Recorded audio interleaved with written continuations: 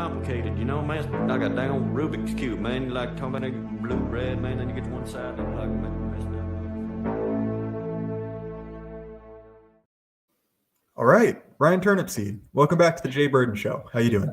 I'm doing very well. I'm very impressed by that opening clip. It wasn't that wasn't there the last time I was here. Very impressed. I made it a while back. I'm quite proud of it. I feel bad too because I was in talks with Chris Gard, who has a great YouTube channel, to make a new theme song. The problem is I like the one I have, and it's really grown on me, especially after making that intro. So I have it, you know, and I'm really thankful to him for all the work he did. But I'm putting it off until whenever season 2 is of the Jay Burden Show. I mean, yeah, that's very impressive. I genuinely wasn't expecting that, so I was surprised almost. So, yeah, very, very good work. Well, anyway, so I brought you on to talk about something specific. I really enjoyed our last show, obviously, where we talked about Protestantism, and that kind of launched a mini series of my channel, talking about religious matters. But other than being a Protestant, you and I have one other major thing in common, which is we're Zoomers. And at least in my mind, because I'm a longtime lurker in these circles, I first became aware of you through a discussion and then later a video you made on essentially the ZQ, the Zoomer question. So if you could, I guess, kind of like, could you summarize the thesis of that video you made? Well, I'll give context and then we'll get to the thesis because that'll make it much easier to explain. We had a major content creator and author and former professor and all this other stuff, academic agent, who he was making a foray into a subculture that you were more aware of than I was at the time, and probably still are today, just because I'm not going to go venturing to the depths of hell to find this stuff out. He came across tomboy abs, and so I should clarify before you get the reason. You're not a degenerate. Yeah. Right. Is that, well, actually, I don't know if this qualifies me as being non-degenerate. That one of my kind of guilty pleasures is that once or twice a month, I do go back to, kind of the mother of us all, 4chan. And I enjoy the board there, Fit, which is, obviously the fitness board. And on there's a significant subculture of people who are interested in muscle girls, which is essentially women who are incredibly muscular like a man.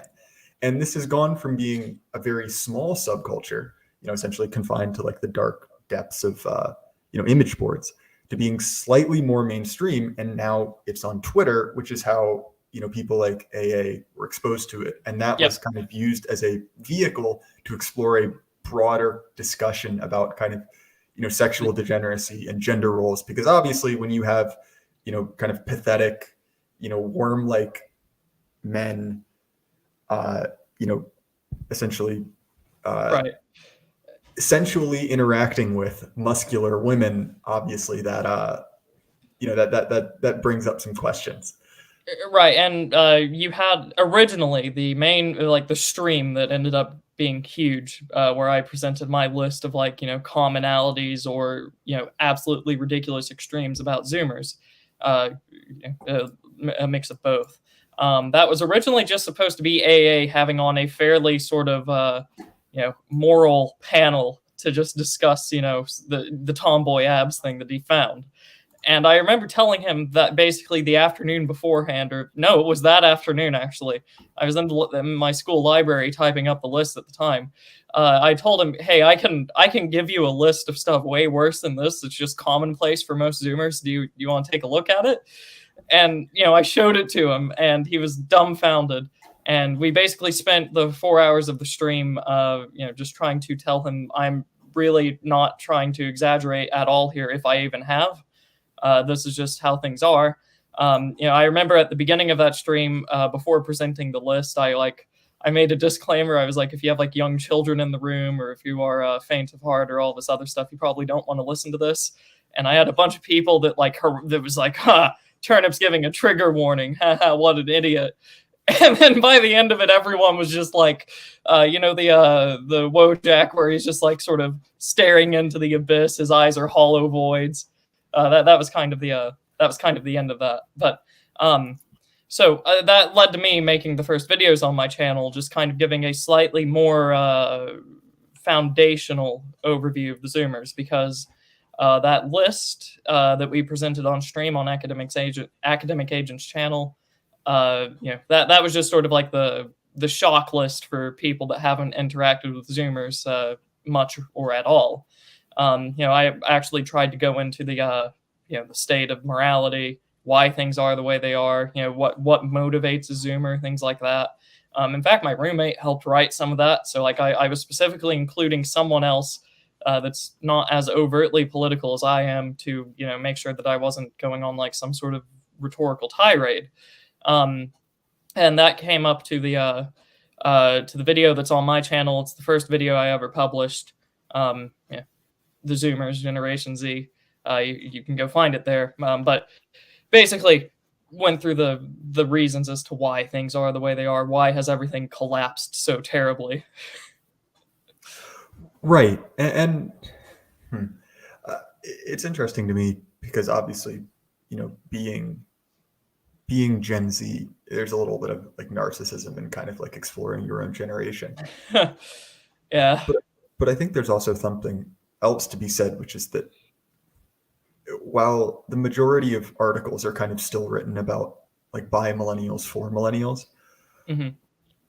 but as someone who kind of interacts with Zoomers on a daily basis, you kind of look at it and you're like, oh no, things are dire. As much as kind of like there are problems in the previous generations, and look, like some of it can be explained by just kind of youthful indiscretion and, like just the state of modern mass culture. But when you have kind of a, like a generational cohort, which is so, I guess, like kind of enslaved to the algorithm, and has never known a time outside of kind of like the consumer internet, you just see people who are kind of like pushed along by just the worst trends imaginable, and have kind of like no conception of themselves outside of those trends. So, all right, fair enough. So before we get into that, do you want to discuss kind of who you mentally classify as Zoomers? I remember because I realize there's an actual kind of like sociological definition, but that's not particularly useful. Right. I remember the sort of the inflammatory joke category that I gave was anyone born after 2001, because I have a bunch of people sort of in the spheres that I'm in saying they were born in like 95, 96, 97, 98, but they're totally Zoomers. So it's interesting because here's my mental, because I'm a little bit older than you. I'm 23. So I was born in 99. My mental limit for this kind of before and after is, do you have kind of distinct memories of 9/11? And that's, so, and I don't even say distinct memories, I say born after, because obviously when I got into high school, there were people sort of in the senior year class that were, 3 or 4 years older than or 3 years older than I was. And there was a stark difference between them and the freshmen that got into high school when I was a senior. So that, you can see 3 years in one direction and 3 years in the other direction. The ones, born even in like 2000, and then the older ones that I knew that were born in 99, 98, they all still had like normal conceptions about how to live a life, normal, broadly normal. They operated off of more than just impulse. Some of them had convictions and ideals. Other ones, had what might be called common sense. They had an instinct not to just ruin themselves for, without thinking ahead. And then when I was a senior, a lot of the freshmen that came in, or even the people just slightly below me, there was a big difference. Things were a lot more atomized. There was little to no, familial connection for the vast majority of them, much more so than those seniors I mentioned earlier. They basically just seemed to act off of impulse or stimulation, like a biological cell. It was very grim, and you could see this in activities as well, because you're not going to practice or try to be better if all you do is just seek after stimulation, impulse, all this other stuff. Most of the activities there declined, not because we were getting like gutted in funding or people were working against us, but just because people stopped caring. There was an apathy that was present in the younger parts. The increasingly younger parts of Generation Z that did not exist in the supposedly older parts. So I basically make the cutoff at about 2001 or so. Well, it's interesting you bring that up because I recognize that, I am kind of, and I don't mean to say this to sound kind of like narcissistic or in any way navel gazing, but I am kind of at the, whichever way you slice it, kind of the bleeding edge of that distinction. Yeah. I tend to lump myself in with the Zoomers, and you know what, maybe that's just kind of my personal experience. But it's odd that you bring that there is a difference between, young and old Zoomers, and maybe that is just like pure age. There's a huge difference in maturity between 20 and 16. Much more so than there is necessarily between 16 and 14, right? So I get that. Yeah. So, but it's interesting you bring that up because I have quite a lot of friends who are teachers. So Bagby, obviously, who I featured on my channel, but also other people who are essentially apolitical, and a lot of them have brought that up. The idea that, like, wait a minute, like, I've been teaching for a long time, and kids really changed. And it was kind of a slow, I guess, move, but a lot of them kind of describe very much what you said, this kind of like increased atomization. Kids aren't as interested in extracurriculars, they're not as socially active. It's very much kind of digitally driven. And obviously I'm not trying to dox myself or give out too much of my own personal information, but I went to a very small Christian classical school, so graduating class of about 30. Obviously that equates to a high school plus or minus 100. And so within that, it's a pretty strict code of conduct. And within my group of peers, who I'm still very close with, because obviously if you know 30 people for that long, you're going to get pretty close. Most people, with a few distinct, aberrations, have stayed relatively close to kind of like and I'm not even going to say most of them are, extremely right wing, because a lot of them are just normal people who have kind of baseline red America beliefs. But within kind of, and that holds true again for the people kind of older than me, because obviously, in high school, kind of like a range of people, both older and younger than you, especially in a small community like that. But I look at the people, younger than me, like the people your age, who, again, because it's a school of 100 people, everyone I was, at least friendly with. And that pattern of, kind of most people ending up as just kind of like background red state Americans, like maybe not the deepest thinkers in the world, but, relatively conservative, if that term means anything, that has really dropped off. Like kind of like the average, like if I was the high school class of 17, the average grad of 21 or the average grad of, 2020 is distinctly different. It produced a very different type of person, even with an institution that had almost no change between those two time periods. You still there, Ryan? It looks like you've frozen. Can you guys hear me? I don't know if it's on my end or Ryan's end. Let me check the YouTube chat. I hope I haven't dropped off. Okay. Am I back? Oh yeah, it sounds like you're back. Okay, it's good. Okay. So my audio is still there. Sorry, my I have Oklahoma infrastructure. Wait, no worries at all. I just wanted to make sure I wasn't, talking into the void, because admittedly, all of them are just figments of my schizoid imagination. But I'd like at least the stimulation to kind of play back to me, I guess. Right, and I did catch everything that you said, and the thing that I was wanting to talk about actually was we can do a comparison here. It's not going to be perfect, obviously, because you're working with different people, different generations, different time periods.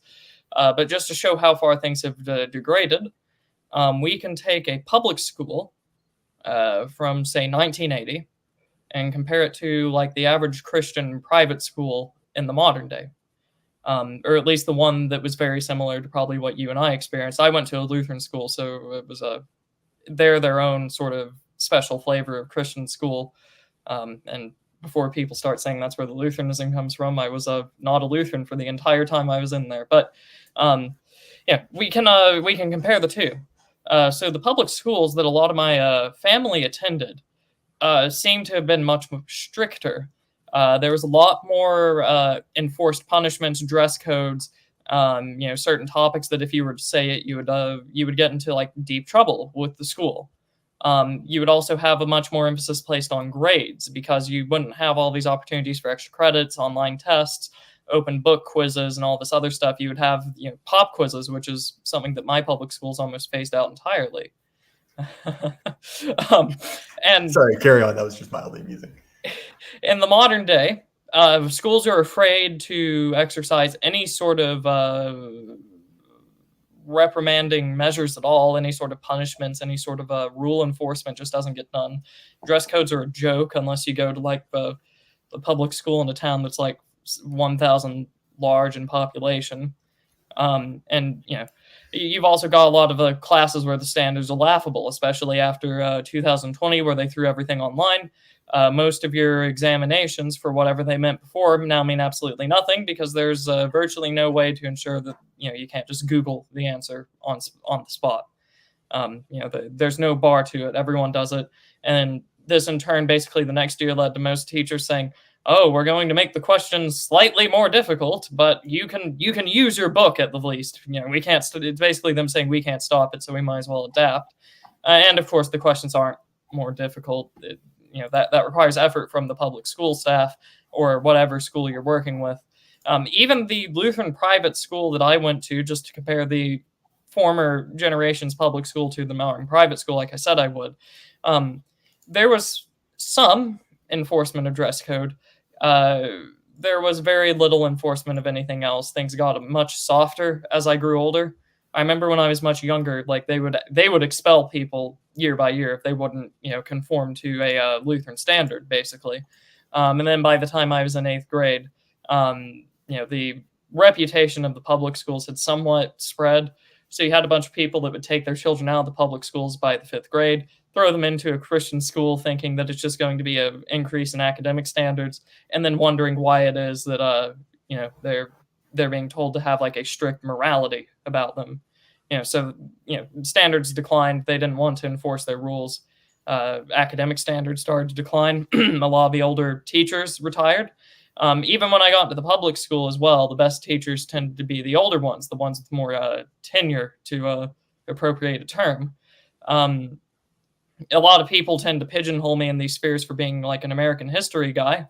I learned most of what I know from one teacher, and he has now since died.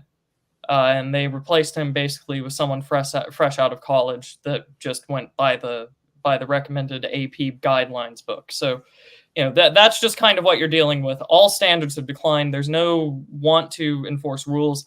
Litigation might have ruined some of that because you can, you're not allowed to use things like corporal punishment anymore, which you could not too terribly long ago. Like you're barely allowed to spank children anymore. And you also have things like bullying is no longer a thing. And this might tie in a bit, like obviously you have rules against it. You have a giant campaign against it. You have the legal system against it. But there's also less opportunity in the fact that there are no like stratified social groups. And on that aforementioned stream that we talked about with AA that sort of begot all of this, that was the thing that he could not comprehend the absolute most. Like out of all the things that I presented him, like shockingly, there's always a rationalization for any historian's mind. Well, I'm sure at one point in history, at the very least, it was worse. And then I told him like there's no social groups anymore. You don't have like the jocks and the cheerleaders and the nerds and the geeks and all this other stuff. It's all just atomized and spread all over the place. So you don't really get this sort of affiliate bullying. You don't get people that are at odds with each other because of their station. Like that's gone as well. So that's the slightly brief overview of what's happening here. Yeah, so I should clarify. In addition to kind of my limited, own experience in high school, because I get it, like I was in kind of a very hyper specific, siloed and kind of sheltered existence, which to some degree I really don't regret at all. I was about to say you seem to have turned out much better than most of the peers. Yeah, I know. I really can't take any personal real, like, I guess, credit for that. But my fiance is a school teacher, and she's taught in a variety of public schools. So I have that view into it. And then also with my friends, and then I actually went to community college as well. I didn't go straight to a 4-year school. So obviously the kind of crowd that goes to a high academic standard public school or private school and a community college is very different crowds. So I've met, I've been with many different kind of stations of people. And it's interesting what you bring up about kind of like the lack of, I guess, like definite cliques, because at a small school that kind of naturally happens just because there are obviously people who are better or worse friends, but there just isn't Right.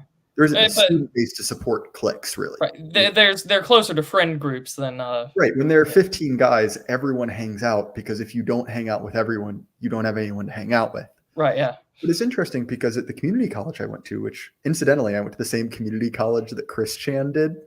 Odd piece of internet trivia, but it's very much the same thing. There were really no cliques at all, and so fair enough. Okay, it's a community college. There are a lot of people who don't really spend time there. It's a very kind of utilitarian place. Like you're going there for college credit. Not a lot of people stick around.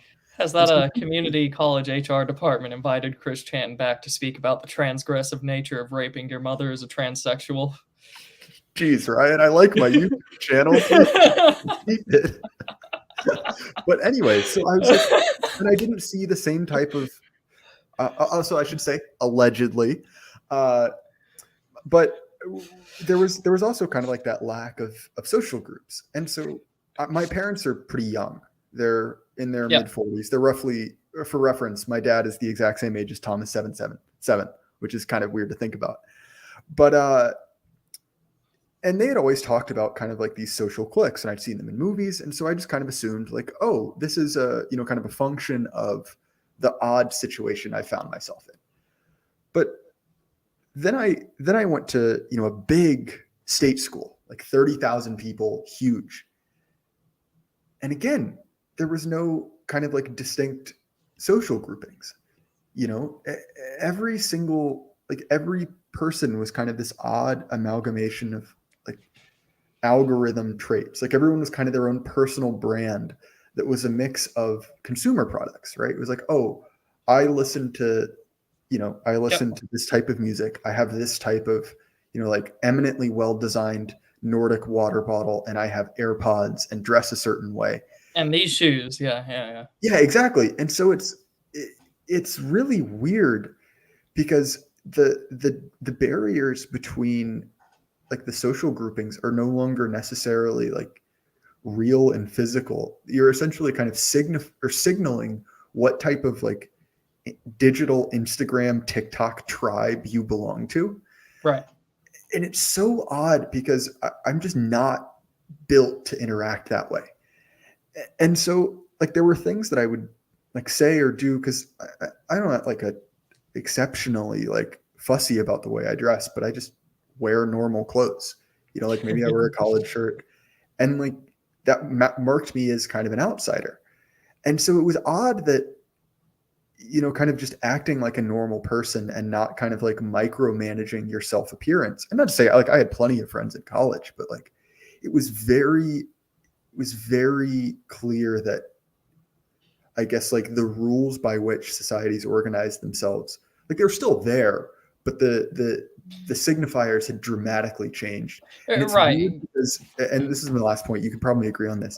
Yeah. I know which social media someone uses and how active they are on social media by what they're wearing alone. They literally don't even have to say a single thing.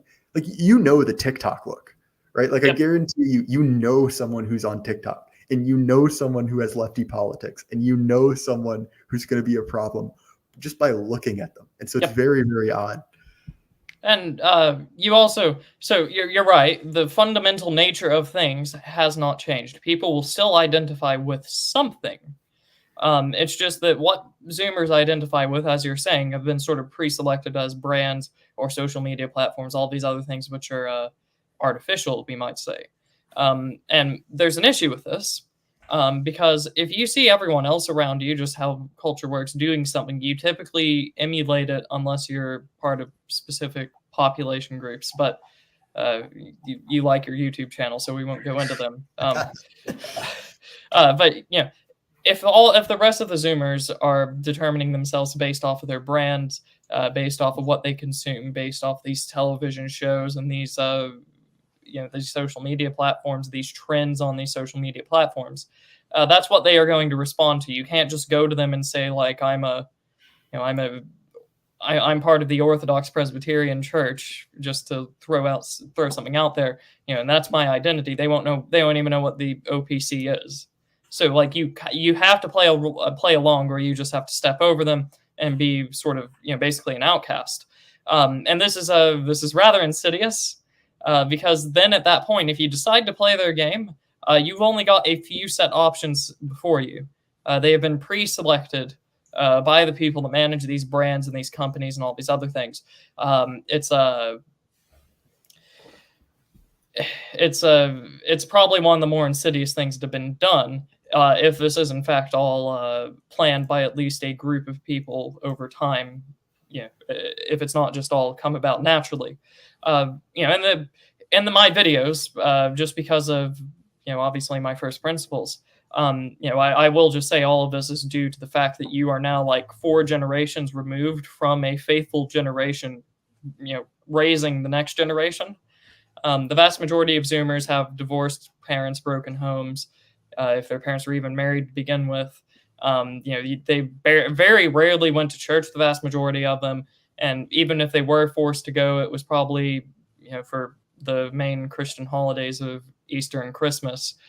You're in a very small minority if your family made you go every week to church in the morning. I don't know if you've noticed that. That was something that would have been unheard of, 4 generations ago in the United States, in the heartlands at the very least. And so you don't have anything metaphysical. You don't have anything that is beyond what we can just simply see and react to right here and right now. So these brands, these social media companies, these things in which Zoomers base their identity now, they're the only natural conclusion. You can't base it on God or churches or race or heritage or any of this other stuff, because that's all at least for how they perceive it, intangible. It doesn't provide dopamine, it doesn't provide stimulus, it doesn't provide any of these other. It doesn't motivate them. No, that's well said. And I think one of the other things that's been interesting, and I talk about this especially with older people. Like this came up in Ace and I's conversation with Semiagog a while back, where we've kind of also witnessed the death of decade culture, in the sense that when I talk to my parents, and when I talk to my friends who are even slightly older, like they have, this was the song of this month or this year. And some of this is a technical problem with just like because of streaming. I can listen to whatever I want whenever I want. Right. And so like the song of my summer of 2018, is a stupid Midwest emo song that came out in 2013 that I liked and I listened to, and no one else has any association with that year and that time other than me. And it's odd because there's none of that. There's very much kind of a deficit in shared culture among people our age, in the sense that obviously there are famous people, like when I see tabloids, like there are faces that I maybe recognize or names that I recognize. But weirdly enough, a lot of them are still carryovers from a previous age. And while there are famous Zoomers, like the famous people of our age, because they are social media influencers, they're so siloed.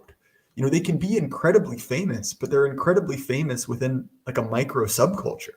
So much so that like the most important person in, XYZ, essentially like algorithmically created, subpopulation, that might make someone's, entire media world up, is someone I've never heard of. And if I walked by on the street, I would just assume they're a normal guy. And I realize there's some irony in it, as you and I, as kind of like ultra micro internet celebrities. But like, and I mean that sincerely, in the term ultra micro. But well, like, I recognize the irony, but there has been kind of a mass decentralization of kind of like culture, to the point where it's like, there are very many people who, despite, matching up, demographically, location wise, have almost nothing in common culturally, because culture is no longer determined by, geographic location, really. Geographic location, or even like radio broadcasts or stuff like that. But I have to, unfortunately, there are a lot of Lutheran pastors that now know my name, because I had the audacity to point out that they were letting racial communists run their stuff. But that's more of my fault than anything else. So I wish I'm very glad you got your Twitter account back, because while I don't post much on Twitter, I do lurk, and I was enjoying the Lutheran jihad being waged. Oh man, it's still going. Like it has just started. But with the thing about culture and all this other stuff, decade culture. The pop music of the late 40s into the early 50s was pop jazz. Jazz that tended to be slightly faster and more orchestral. Tends to bebop as you get through the end of that era. And then with the advent of rock and roll, especially as it gets picked up by major media corporations, that displaces it. And these two things become very specific to the 1950s, going into the early 60s. And then with the 60s, you have perhaps the manufactured advent of English pop music invading the United States. But you get this thing very specific to the time frame. And as you were saying, streaming just completely eliminates this. You can listen to, I don't have to hope that my rural town has a classical music radio. I can just tune into anything there. I can find punk rock from Canada. I could find jazz from 1930 made by like a guy from Angola or Mozambique, and just listen to that.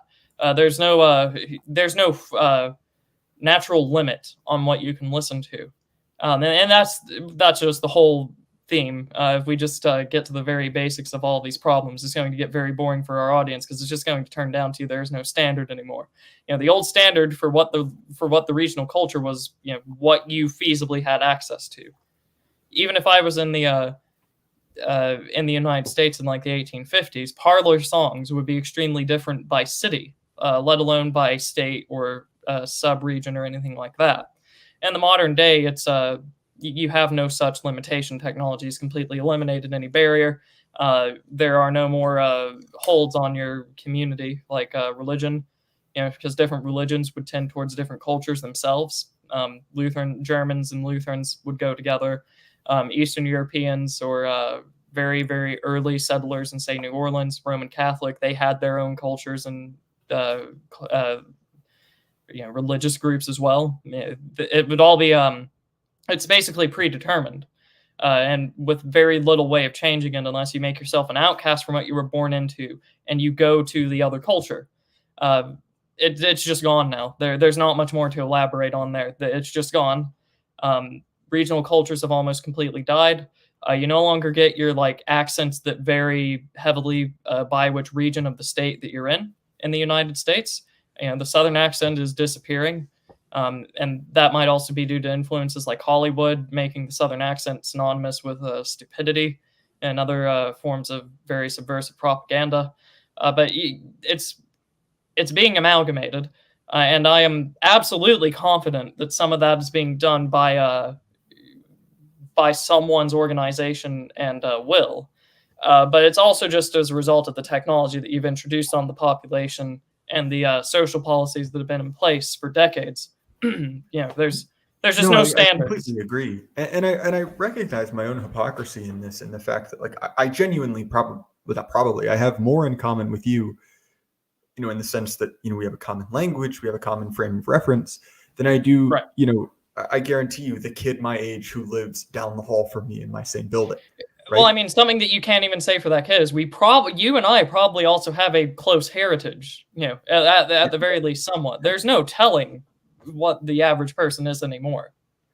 I will say I did some, this is completely off topic, but I did some family debunking. I have an anglicized last name, and the story in my family is like, oh, it was an Ellis Island name, at least the patrilineal name I have. I know the other, my other three grandparents, if you can trace it that way, have essentially been around forever. And so I actually did some research into it, and I found out that I am, instead of being 75%, I am 100% founding stock American. So you guys, you Anglo supremacists can suck it, I believe, is the technical term. But anyway, yeah. So, but like that's even like a connection that you and I have that I guarantee the vast majority of like either of our towns has. Yeah, and I agree with you, and I think that that really is, if I can say, like the defining feature of Gen Z is the sense that we have never known a time, at least kind of actively, in which we have been kind of unexposed to kind of consumer grade internet. Oh yeah. right? Like, the internet has always been in our lifetime effectively something that normal people used.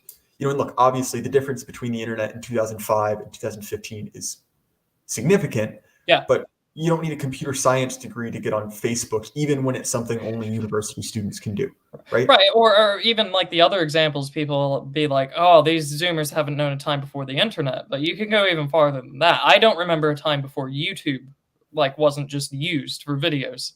Like, Oh, that is a difference that you and I have, because okay, and this is, again, I'm dating myself, but I do think this is a significant difference. That I very distinctly remember the advent of smartphones, and I think that's another one, right? That our generation saw the birth of what's kind of colloquially referred to as the iPad kid, right? The kid who yeah, essentially is, from day one, instead of being glued to the television, he has essentially a tablet or an iPod with him wherever he goes. And obviously, like, you that's Gen never, Alpha. Yeah.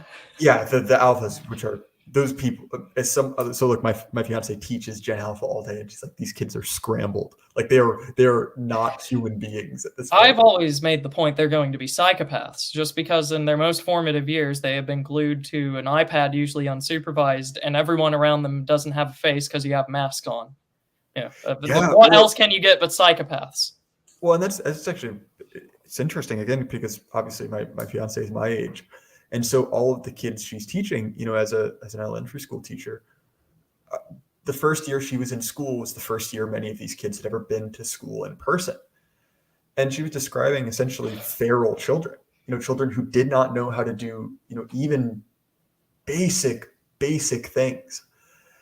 And it's odd because to a certain degree, I am lucky that COVID admittedly destroyed my college experience. I missed out on the years that are supposedly, so much fun. And I obviously I had a good time with it, but I was an adult, I was self-sufficient. I could drive, I had my own apartment. So while it was, not fun, I could kind of ameliorate the damage it did, because, from day one, I was basically like, screw you, I'm not doing this. I'm going to hang out with my friends. I'm going to do what I want. I'm going to continue to use cash, whatever. But if you're, someone who's within the same generational cohort as you or I, but you're 10 years old, when COVID starts, and you have one of these kind of like unbearable, like millennial helicopter parents, you're screwed. And I mean, these kids still exist in schools who are, technically Gen Z, who are still wearing masks and are still forced, eat outside, not allowed to go into restaurants, not allowed to have friends over. And okay, like, that's not everyone, but that's enough people that, I mean, that's a significant effect on anyone. And look, like, it's affected, obviously the pandemic's affected everyone. But if you're at kind of those core developmental years when you're learning just how to be kind of a functional human being, and you just have this massive 2-year gap, I don't understand how you come back from that, especially if you have, particularly, libtarded parents. What's there's a dystopic novel. It's about like a giant fertility crisis. It's not the Canadian feminist one. It takes place in the UK. Children of Men. Yeah, that's the one. You're basically raising a generation of feral youths that, haven't. It's not that they can't be touched because there's like some lack or shortage of them. It's more that they have no standards enforced upon them. So you basically get the same scenario for different reasons. Yeah, and it's interesting because pretty much and this is why I get so frustrated. Like, really, my ultimate nemesis on the internet is David French, because, and the Distributist was talking about this with Rod Dreher, who has a similar tendency, but I would argue is better than David French. Like, David French is seventh circle of hell territory, as far as I'm concerned.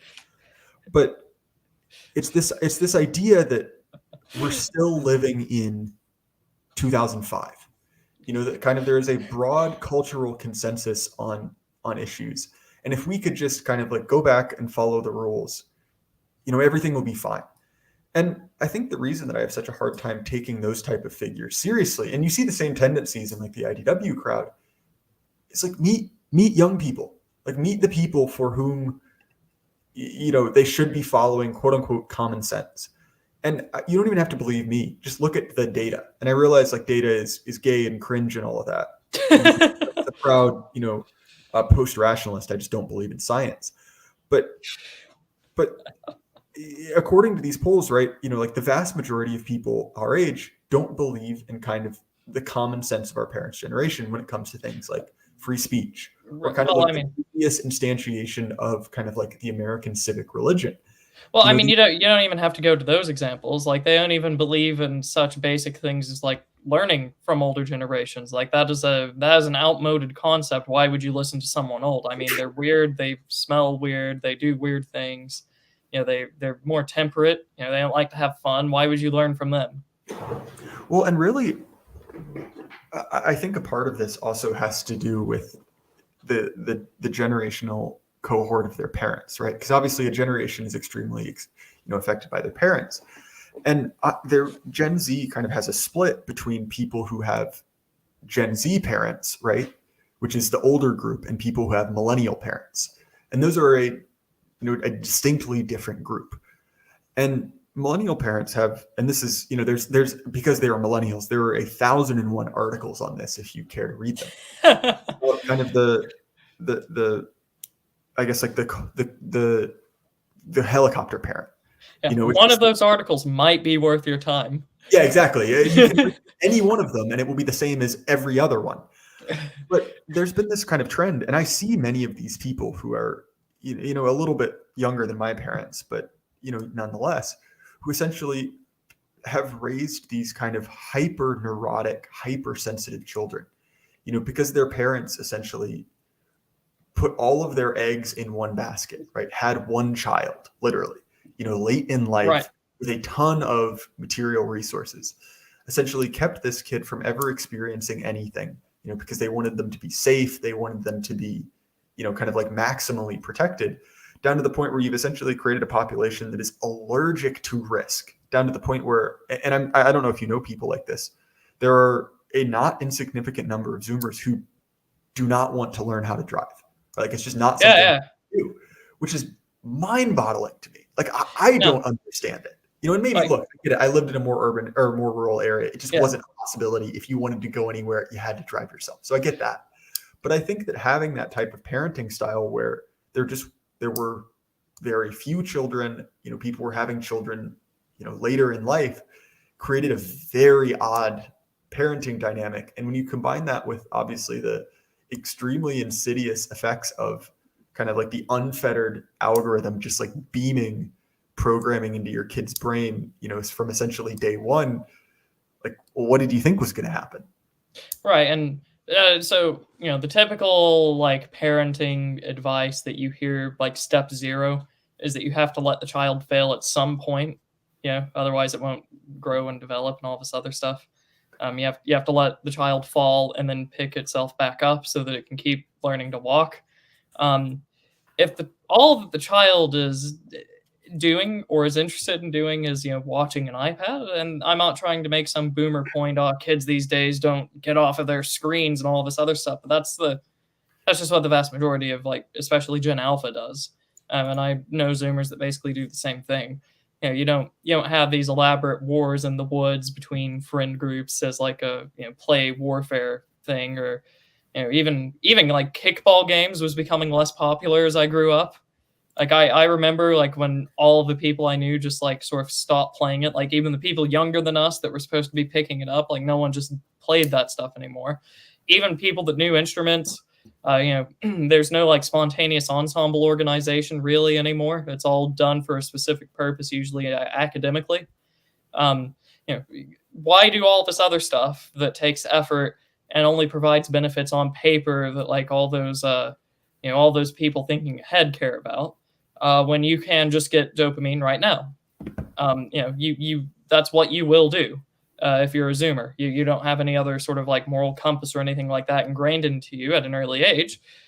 So you just don't do anything risky, not because you're originally afraid of risk, but because you just don't take risky actions as time goes on. Well, and I think that it's not necessarily useful to kind of frame this as like as a night and day thing, right? It was a slow transition. And I think really what we're seeing is kind of a preference cascade, right? In the DOS days, where essentially if you wanted to play a video game, it involved a fairly in-depth knowledge of programming, right? Right, yeah. You had to invest. You had to invest into the skill. Time in it. And so the people who were attracted to it were essentially autists, right? Like people who had an obsessive personality and a high IQ, and as those barriers kind of break down and the technology increases, right? It becomes easier and easier to kind of fall into those. And as the technology improves and essentially we build better, essentially like dopamine extraction devices, and we expose them to people at a younger and younger age, like it should really be no surprise. And so I don't mean to say this to say like, oh, like, Gen Z is kind of like uniquely wicked in the sense that, obviously look, like there's a wide swath of, millennial bug man. Like if you ever want to look at this, look up a channel, Thought Slime, if you ever just want to feel really confident with yourself. But so it's a trend that's been going on for a while, but it is getting worse and worse, and kind of the availability of this kind of like just deracination ray, just like stripping you, turning you into essentially like the bug man, is more and more accessible to people at kind of like a younger and younger age. Mm-hmm. So much to the point that there's actually articles written on, Fortnite, which is a game primarily aimed at, younger children, that they essentially kind of like designed the game to be as maximally addictive and to kind of trigger different, dopamine, response systems kind of all blended in at once. And I don't mean to say that, the people over at Epic Games are kind of, unique in this. Everyone is playing this game. But I mean to say that kind of like the science of the attention economy and the science of kind of, dopamine addiction has been really refined, over the last, 10 to 15 years. And obviously the people who entered into that as kind of like impressionable, preteens, obviously were going to be more affected by that than people who were adults. And look, the people who were adults are also addicted to it, Right. And so just one example that you can kind of give to illustrate all these effects. You mentioned video games. Like that was the thing that especially millennials caught on to. Go back and look at any of the old video games, and they are much, much harder than any of the stuff that gets released now. You don't even have to go back that far. Victoria 2 is infinitely more complex than Victoria 3, for instance, to use something timely. Hearts of Iron 3, much more complicated than Hearts of Iron 4. XCOM UFO Defense, much more complicated than XCOM 2. There's a lot of variables, there's a lot of moving parts. You would have to take time to see, how things worked, almost as if you were sort of reverse engineering something and then you have to use it after having figured out how the thing worked. With modern games, you don't get that. Why is that? Is it just because everyone hates a difficult game? Well, they wouldn't tell you. But the reason the vast majority of people play these things is to extract dopamine, as you said. If it's a difficult game where you have to learn it as if it is similar to a skill, then it's not really you're not really extracting dopamine. You have to invest time into it. You'll get a dopamine payoff later that will feel rewarding. Perhaps you've made yourself more dexterous in your mental capabilities, but that's it really. You don't get like giant flashy colors, pseudo pornography and all this other stuff that just happens almost instantaneously. So, those harder games aren't going to be made as much because people aren't going to buy them as much when your competitors are, shameless dopamine extraction. Even in like video games, which is supposed to be this sort of like lowering of a standard already compared to where you were beforehand, at least according to those wiser older generations, you don't really like, even that is declining in its standards. You have to, it's catering to the lowest common denominator of people that just act off of stimulation and impulse, people that are very basic, people that don't want to invest time, that don't want to learn anything,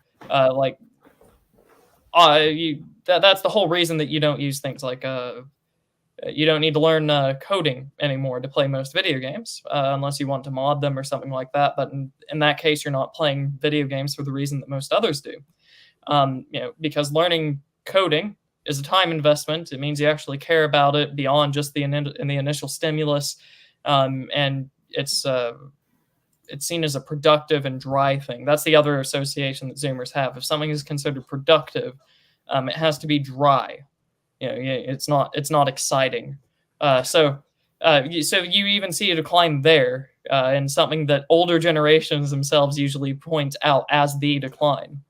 So, well, and to me, there's kind of this broad trend, and this has been, brought on recently by kind of a discussion about, kind of the narratives of, civilizational decline and renewal.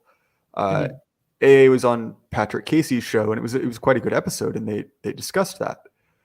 And to me, there's a point, right, which is that there's this trend in kind of Christian Western civilization to look at, the previous generations and say, like, oh, we are so much worse than our forefathers. Everything is getting worse eternally. right. And look, like, there's a personality type of the Cassandra, right? Like, I get that like people like to essentially say, like, oh, back in my day, I walked, uphill to school both ways, 5 miles in the snow. And look, again, I recognize that human tendency. And so I don't want to be kind of accused of that. But also there are kind of easy metrics we can look at for kind of, well, how is a group of people doing? And when you look at the hard data on, like, well, okay, like, how many people our age are overweight when they're very young? It's Right. grim. It's really grim. How many people our age are having sex? That's real grim. Then you look at things like TFR, adjusted for other generations at our relative ages, or, marriage rates. And you're like, oh no, none of this is good. And that doesn't mean to say, like, oh, it's a black pill, it's all pointless, but something is rotten in the state of Denmark, right? Like, there's something that's wrong. And the idea that, oh, it's just kids being kids. I mean, it's hard for me to understand how you can be on our side of things and kind of say, like, oh, well, every generation is like that, because there is, like, material differences between, generational cohorts. And I realize that they're inexact, but there's something definitely wrong with the way that, our generation has kind of developed. It's not, and I don't mean to say natural as in that natural is good, but it is distinctly different. And there are a lot of warping influences that I don't think have been fully explored. Right. And, we can even pick on a demographic that we usually exempt from all this, the strictly religious. For the vast majority of United States history, if you were in the American South or Midwest, what version of the Bible did you grow up with? King James Version. Correct. That is automatically at the higher end of English grammatical sophistication. It comes from it's a contemporary of Shakespeare, and that's basically what you are raised with as the foundation of your life. The thing that tells you what God wants is written in King James English, just as God intended it, just as God spoke at any other point in time in history. So, even your Christians that we, the church-going ones, not the ones that just fill out, Protestant or Catholic on the census. Even like their scripture is less sophisticated now. Before someone says that that's due to, like, translation errors and all this other stuff, you even get updated versions of the King James that tries to fix those, but you don't use it, right? And the reason for that is because it's too sophisticated. A lot of churches are afraid that that their congregants will get the wrong idea about what's being said in scripture, depending on the denomination. And that's basically all of them. Very few churches that I come across now, at least in Oklahoma, and I understand I'm not the deep South, so I'm not exactly the representative of the heartland, but even they really just don't use the King James. It's something new, something that's much more dumbed down, something that is much more over. It takes the beauty out of things, but it's also not sophisticated. It's very sort of direct, dry, clunky almost, and that's just the way it is. So that's just one example of the group that we usually exempt from, the decline in black pill speech. Like, even they are in a form of decline there. And I'm not making like a theological pronouncement there. I'm just saying that is a factor that existed for the vast majority of United States history, if not just English history, that you don't have anymore. And it wasn't substituted or replaced with anything. You don't get to learn any sort of archaicisms in English. You don't get to learn the more fancy grammatical structures of English. You don't get to learn, fancy punctuation in English. Like I don't know if your high school is like that, but like the people in my high school, in my class, just could not comprehend English punctuation. And you would have teachers that would console them by saying, "Oh, hey, don't worry, English is just a hodgepodge. It shouldn't really even exist. We just borrow from everything, and it's nonsensical and illogical. They basically just degrade the language rather than trying to enforce a standard on learning." Here's the real gigabrain take on the English language. The English language doesn't make sense, and that's good. It's not your horrible mechanical continental language. Like there's a reason English has the literary tradition it does, and I can get on a high horse about this. That if you look at essentially language or words in the dictionary, right? Like the amount of words a language has we can consider like roughly common usage. An English dictionary is several times the size of most other language dictionaries. And it's essentially because we have borrowed words from multiple different languages, which on one hand, you're like, oh, it makes it confusing. But it also enables an incredible precision of meaning on a variety of topics. And so much like you could say like, oh, German is the language of philosophy. Italian is the language of, poetry. French is the language of whatever romance, the French talk about. Yeah, exactly. Yeah. Something gay. But like English has a very productive use. And the idea that kind of like, oh, it being illogical or it being, not necessarily mathematic is bad is a profound midwit take. But that's slightly side of what we meant. And this is something that, my friend and mentor George Bagby brought up on when we were on AA's show, that essentially because culture is now disseminated kind of geographically, like anywhere that has an internet connection gets mass culture. Yep. It essentially has allowed our enemies to kind of airdrop, like resistance cells behind our lines, so to speak. And so you get people, even in incredibly conservative communities, that 50 years ago never would have come into contact with anything, even remotely subversive, and who are died in the wool, gender communists. Even to the point that it's like I know people that I went to church with, at a relatively conservative church, in one of the capitals of the Bible Belt, who have essentially gone, full, self-sterilization, blue hair freak. And it's not a distinctive, I guess, it's not a plurality, it's a distinct minority. But nonetheless, that level of subversion would just not have been possible without this kind of, new tool of mass communication. Right. And if anyone has ever been in any of the religiously geared chats or discussion groups that I'm in, the thing that I will usually say on this line that I hope sums up the idea perfectly is that the worst thing that the internet has done so far is that it has allowed Southern Baptists to argue with Russian Orthodox. That is two groups that should never come into contact. At any other time in history they wouldn't have. Someone in like the middle of Arkansas or Alabama should not be arguing theology with someone whose theological heritage comes from half the world over, from a completely foreign like civilizational group. It's insane. But I don't want to. You are the leader of the show, obviously, but I want to hit home that English language point just a little bit more, just to show kind of how it's changed. Because for the vast majority of the history of the English language, it would just be formed by the people that cared about it the most, and then obviously had the most influence over it because that was what their life was dedicated towards. There was a lot of Shakespeareisms that entered into the English lexicon that just did not exist before him.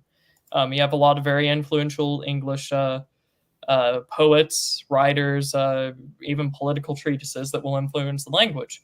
It's very similar to what the common law system is supposed to be in your English heritage, which is, the judge doesn't view himself as some dictator that's about to rewrite, English law. It's more he makes a decision that is, natural for the time for whatever case he's dealing with, and then other judges look to that to see what was done, and basically evaluate it. You know, it evolves over time relative to whatever the situation is. That was what the English language basically was, which is why it's such a mess. But you know, you and I would say it's obviously very beautiful because of it. In the modern day, though, it's been completely standardized, usually by subversives. Either at social media companies, it's been I need to come up with a synonym that won't get you banned off of YouTube. It has been ethnically influenced by non-English groups. Be Shall careful! we say? Don't go DEFCON 3. Yeah. Well, I mean, ethnically influenced in either that group or the one that tends to be more violent.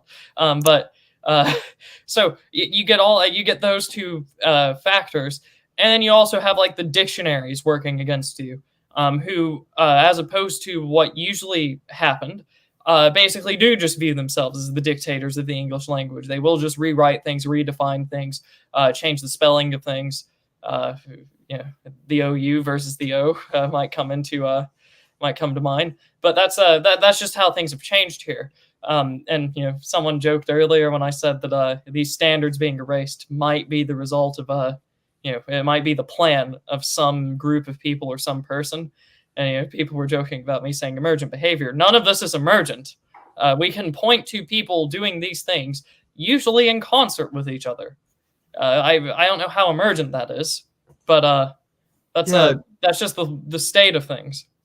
It's interesting because, and this is, I don't mean to say that, oh, every you know, every Gen Z kid is a special snowflake, completely like isolated, because it is this odd, it's this odd case of everyone's different and no one is, in a way that like there's a degree of personal freedom allowed that's incredibly wide on matters of kind of like, you know, your sexual predilections, you know, your consumer tastes. But everyone has the same politics, right? Everyone thinks the same things are wrong. And it's been kind of difficult in certain circumstances, right? Because if you have, you know, the opinions that you and I have, it can make it a little bit difficult to kind of truly feel like you're being honest with someone when, you know, the vast majority of people, and look, we signed up for this, right? Like we chose to be dissidents, right? Right. But when, you know, the vast majority of your peers essentially view you as a malign influence on society, like someone who needs to be found out and purged, I mean, it can make things or re-educated, you know. Right, it can make things a little bit difficult. And look, I was kind of joking about this in my Telegram about, you know, I get 2 drinks in me and then I start talking to the girl in the corner about, you know, ethnic whites and, you know, the civil rights regime, which is partially a joke and partially not. But it is. I know a couple of women that would talk to you about that. It is this odd mix of kind of extreme variance, right? Like wear whatever you want, you know, like dress however you want, as long, you know, do everything, you know, like endless personal freedom, but rigid ideological conformity, you know. And so it's kind of the way that the regime pays off its, and I'm putting that in quotes, it pays off its clients, is essentially in personal license, right? So you can indulge in the passions of the flesh, so to speak, to an endless degree. You know, these decisions will be subsidized. These decisions will be, you know, kind of like lauded as, you know, virtuous. And all you must do is essentially kneel. You've got to bow before the throne. And I don't mean to say that this is a new thing, that this has been going on for a while. Obviously, it's been going on hardcore since the 60s and, you know, a little bit slower even before that. But the rate of change has increased dramatically. And obviously, and this has even kind of been memed into, you know, people essentially saying like, oh, what is Donald Trump but a slightly impolite Bill Clinton? Obviously, if you are raised in a society in which Bill Clinton is the establishment left, that is a dramatically different one than which, you know, the establishment left kind of says the things that the establishment left currently says, right? And so obviously, like that cultural acceleration, we would expect that to result in kind of the younger generations being like more and more warped by that broader culture. And it's led to this position where being kind of like normal or being interested in kind of an older way of being has become a more and more isolating choice. Right. And, I like history, so of course I'm always going to bring things back to the past. But in the past, you would have quite a lot of very strictly defined groups, religious, ethnic, racial, cultural, all of these different factors that you could make a group out of, naturally. They would be homogenous within the group. But typically, you could definitely tell there were many different groups, especially in the United States, for example. The sort of the mixing ground for Western Europeans, especially very early on in its history. Dutch, Swedes, Norwegians, English, Irish, Scots, some French, some Spaniards, some Sephardic Jews. All of these groups were present by the time of the founding. And that was, at the very least, it seems to me, meant to be how things were supposed to be in perpetuity. But you don't have those groups anymore. So that sort of a strict separation of categories, basically, of those different identities is gone. So things have become a lot more heterogeneous in that sense. But also then, if you remove every other thing that would give a group an identity, religion, if you remove their sort of geographical boundaries, if you completely take over their media, and if you take over their government, then they're all going to have suddenly basically the same views out of everyone, regardless of where they are, who they purport to be, or who they're told to be by the media and by the state. So you get this, whereas in the past you had a sort of, I don't want to use a tainted word, but a diversity of ethnicities the world over that were very strict, that had existed for millennia, whose people actually cared to preserve it. In the modern day, you don't have that. Everything is heterogeneous, and because everything is heterogeneous, it's very easy to influence with the media and the state. And then using the media and the state to influence them, they just all become some sort of homogenous blob wherever the media or the state wants them to be homogenous. Everything else, every other heterogeneity, is just happens naturally as a result of not having standards. Well, Ryan, we are coming up on time. So is there anything you want to say as we bring this to a close? We should probably, I'm not going to say anything of substance, just because I want to be back on here again. But this has been an absolutely enjoyable conversation. Yeah, thank you so much, Ryan. I really enjoy having you on. I'm sorry it took us so long to coordinate something, but obviously we're both, busy guys, and so it's difficult to coordinate something. Now, before we get into plugs, just a few super chats. Before you do, I don't. Oh, sorry. I don't suppose you would happen to be busy come Saturday morning, would you? I might be going to buy. This is the most adult thing ever. I might be busy to go buy furniture, but for the new place I'm moving into with my wife. But send me a message after this, and we can coordinate. Fantastic. And this is both directly to Ryan and anyone in the chat. I'm notoriously bad at scheduling, especially when I'm trying to do two things at once. So possibly, but I would love to do something with you Saturday morning. Magnificent. Anyway, Polish ambassador, I think, is trying to sexually assault me in chat, but he says, there you have it. He/she is mine, referring to me, which I don't know how I feel about that. And then Cringewalker, who is, very generous on this channel, repeating my absolute favorite Syrian Christian saying from a recently deceased neighbor: "He who calls his fathers fools proves his lineage." I think that's some particularly poignant words of wisdom. Yeah. And then Mike Oxlong, here's Gibbs. Glad to hear from the master tuber himself. Cheers. I think that's for you, Ryan. So Ryan, before we wrap things up, is there anything you want to plug? Yes. So obviously I'm sure that there's the Find My Friends in the description or something like that. But if not, you can find my YouTube channel under my name, Ryan Turnipseed. You can find the Twitter account under my name, Ryan Turnipseed. And then if you go to Telegram, it is Turnips Digest, which is the name of the weekly show that I have on Saturday mornings at 8 o'clock Central Time. So the topics vary depending on who I have on or what we're feeling like discussing that week or whatnot. But those are the places to find me. there's obviously a very ominous emerging group over the horizon, the Old Glory Club. Mark your calendars for November 7th. Something is happening that day. Start generating the hype for that if you haven't heard about it. And I have a couple of friends, very good friends, Lutherans. If you've followed me at all, you know that there's leftist or subversive issues in the Lutheran Church. They have started their own very faithful Lutheran discussion. It's called Stone Choir. I'm not entirely certain, but just given sort of like the strangeness of the name, I am sure you could probably find it just by searching, Stone Choir podcast. You will find them. It is very informative. They are very high IQ, very intelligent, very wise gentlemen. So go check out them. They just started. They did a discussion on women's teaching. St. Paul in 1 Timothy chapter 2, I believe. They did a very wonderful discussion on that, the nature of men and women. The fall of man, and brought about by woman and Satan. So you get those. It's a very wonderful discussion. And on top of that, probably going to keep growing out the hair. I think that's just about all I need to say. All right, and as far as my links, obviously you can find them down in the description, where Ryan's links are also.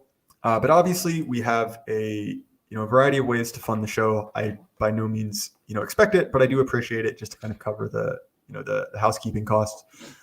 You can either join the Subscribe Star. There's a paid option on Substack, and the way that works is this show is available on podcatchers.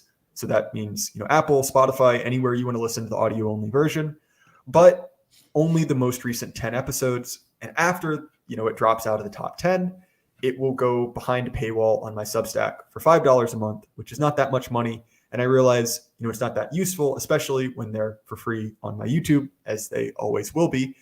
But it's a good way to kind of offer you a little bit of utility, for your support, which again, I would appreciate. And then I don't think I have anything else to say. I will tease that we've got some upcoming guests. It sounds like I'm in talks to have AA on the channel to talk about education. Might be having the distributist on, and then Bagby and I will be making up the episode we were supposed to have yesterday, where we will discuss Robert Penn Warren's All the King's Men, which is where I got my pseudonym from. Yeah, but very anyway, good. guys, I glad you guys could come out, and remember, keep your head up. The lie can't last forever. Good night, everyone.